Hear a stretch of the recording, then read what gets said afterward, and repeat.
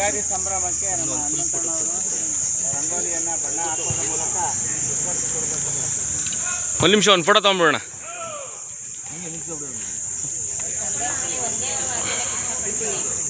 ಆಗಿನ ಕಾಲದ ಮಹಿಳೆಯರು ಅನಕ್ಷರಸ್ಥರಾಗಿದ್ರು. ಆದರೂ ಕೂಡ ಅವರು ಈ ರಂಗೋಲಿ ಮುಖಾಂತರ ಎಷ್ಟು ಸ್ವಚ್ಛತೆ ಮತ್ತು ಸಂಸ್ಕೃತಿಗಳನ್ನು ಉಳಿಸ್ತಾ ಬಂದಿದ್ರು ಅಂದರೆ, ಬೆಳಗ್ಗೆ ಬೇಗ ಏಳಬೇಕು, ಮನೆ ಸ್ವಚ್ಛಗೊಳಿಸ್ಬೇಕು, ಮೊದಲು ಬಾಗಿಲು ಸ್ವಚ್ಛಗೊಳಿಸ್ಬೇಕು. ಅದರಲ್ಲೂ ನೀವೆಲ್ಲ ನೋಡಿದ್ದೀರ, ಆಗ ರಂಗೋಲಿ ಬಿಡಬೇಕಾದ್ರೆ ಒಂದು ತೊಪ್ಪೆ ಸಗಣಿಯನ್ನು ಹಾಕಿ ಆನಂತರ ರಂಗೋಲಿ ಬಿಡ್ತಿದ್ರು. ಅದರ ಉದ್ದೇಶಗಳೇನೆಂದರೆ, ಇವತ್ತೇನು ನಾವು ಮನೆ ಸ್ವಚ್ಛ ಮಾಡೋದಕ್ಕೆ ಡೆಟಾಲು ಫೆನೈಲು ಬಳಸ್ತೀವೋ ಅದೆಲ್ಲದಕ್ಕಿಂತ ಔಷಧಿ ಯಾವುದ್ರಲ್ಲಿತ್ತು ಅಂದರೆ ಹಸುವಿನ ತೊಪ್ಪೆಲಿತ್ತು. ಆ ತೊಪ್ಪೆನ ಹಾಕಿ ತಾರಿಸಿ ಆನಂತರ ರಂಗೋಲಿ ಬಿಡೋದ್ರಿಂದ ನಾವು ಹೊರಗಡೆಯಿಂದ ಬಂದಾಗ ಅದೇ ಕಾಲಿನಲ್ಲಿದ್ದಂಥ ಎಲ್ಲ ಕ್ರಿಮಿಕೀಟಗಳನ್ನು ಆ ಜಾಗದಲ್ಲಿ ಅದು ಕೊಲ್ತಾ ಇತ್ತು. ಹಾಗಾಗಿ ಆಗಿನ ಕಾಲದ ಮಹಿಳೆಯರಾಗ್ಬೋದು, ಆ ಕುಟುಂಬದ ಸದಸ್ಯರಾಗ್ಬೋದು 100 ವರ್ಷ ಬದುಕನ್ನು ನೋಡಿದರು.